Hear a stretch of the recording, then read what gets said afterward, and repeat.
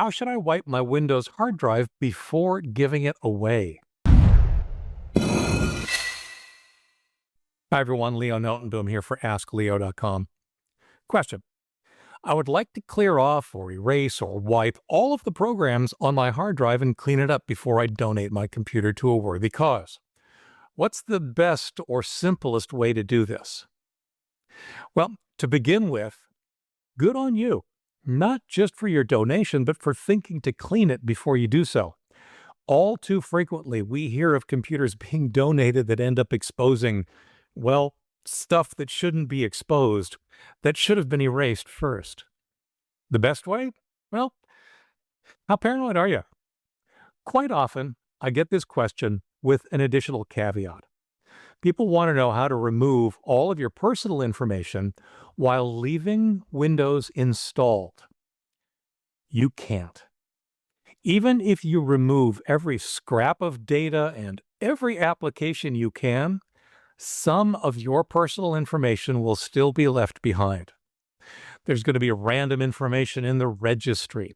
The files you carefully deleted could be recovered. There might be traces left in the Windows swap files. What's worse, of course, are the people who do nothing and leave everything on the machine. Like I said, it's not uncommon to hear stories of secondhand machines containing a wealth of personal and private information for the previous user. So, let's look at ways you can safely and completely clean your hard drive. When it comes to hard drives, HDDs, the conventional wisdom is that reformatting your disk is the right thing to do. And I agree with that if it's done properly. I'll talk about SSDs in a minute.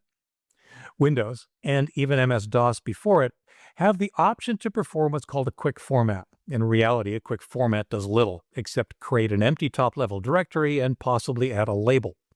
The rest of the disk is left alone. That's why it's quick. But that's also why it's insecure. Because the rest of the disk is left untouched, any data that was there could remain and could be recoverable. So the answer is to reformat the disk, making sure not to specify a quick format. The best way to do that, especially if you're doing this to your system drive, is to reinstall Windows, making sure to remove all of the partitions along the way and fully format the resulting new partition. I have an article on that, how do I reformat and reinstall Windows, that I'm going to direct you to. But I want to point out that in that article, if we scroll through all of the steps that get you started in installing Windows, eventually you come to an option where it asks you to choose Upgrade or Custom. You will choose Custom. At that point, Windows will ask you where you want to put the installation.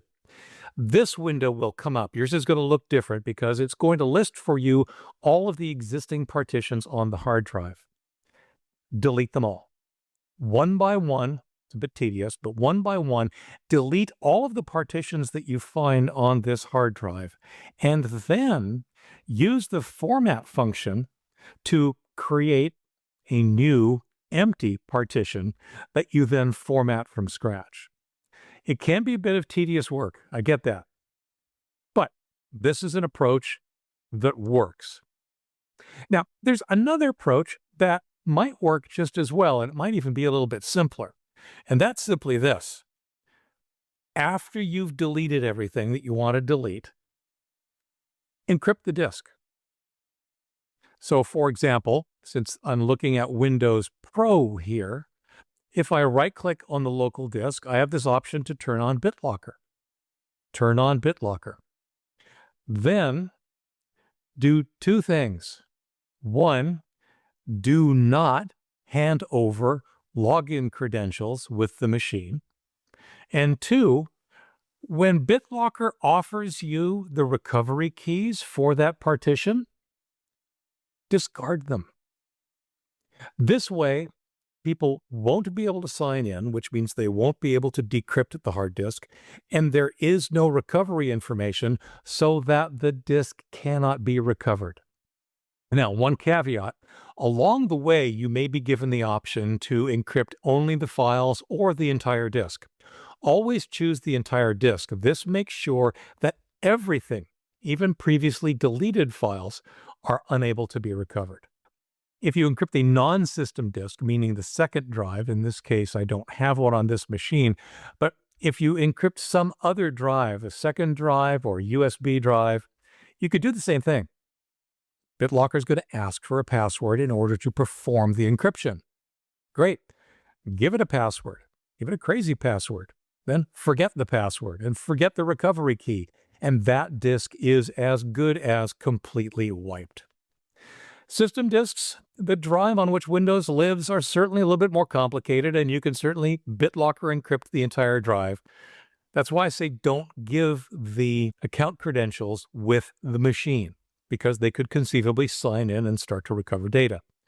There are a couple of approaches. The approach that I like the most actually is to remove the drive, put it in an external USB enclosure, delete everything on it, and then use the BitLocker encryption as I just talked about for external drives. That's going to give you a truly empty drive on which the data is unrecoverable.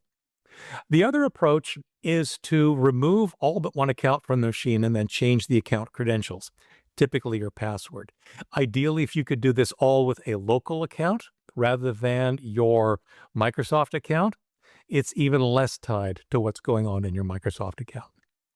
Now, SSDs are different. Unlike HDDs, SSDs wear out the more you write to them. Now, the techniques mentioned above, doing a not quick format or using BitLocker, write to the entire drive. However, since they only write to the disk once, it's probably not going to impact the useful life of the drive at all. So I'm not at all worried if you choose to use one of those techniques. However, there are better alternatives for SSDs. Most involve a special command called ATA Secure Erase. It's the least impactful way to erase an SSD completely and securely. Check with the SSD manufacturer. Many, if not most, have free maintenance utilities that include this secure erase command. Or use Windows Disk Manager to remove all the partitions on the drive. Technically, this is not a complete erase or overwrite, but it does make any attempt at data recovery that much more difficult. Use a third-party utility like Parted Magic. Most are not free, but in exchange, they often include additional partition management functions that could be useful in other situations. Be sure to look for ATA Secure Erase, specifically for SSDs kind of functionality. If you can, avoid treating your SSD like an HDD and avoid a full overwrite.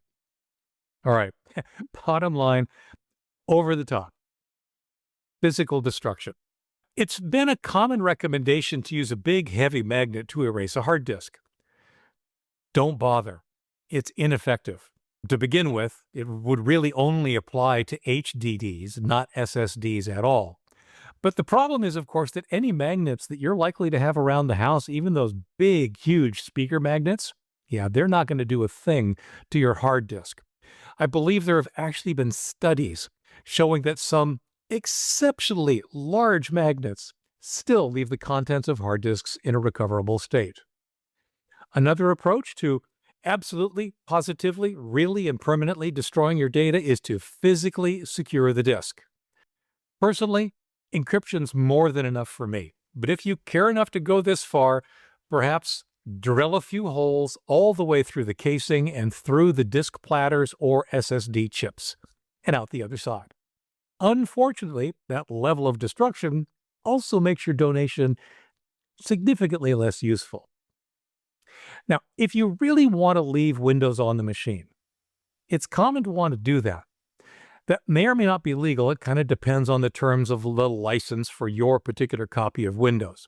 However, staying ethical means you would no longer keep or use that copy of Windows yourself. The right and safe way to transfer Windows, in this case, is to reinstall it from scratch, using your original or a downloaded installation media. That's one approach I talked about earlier for securely erasing the drive.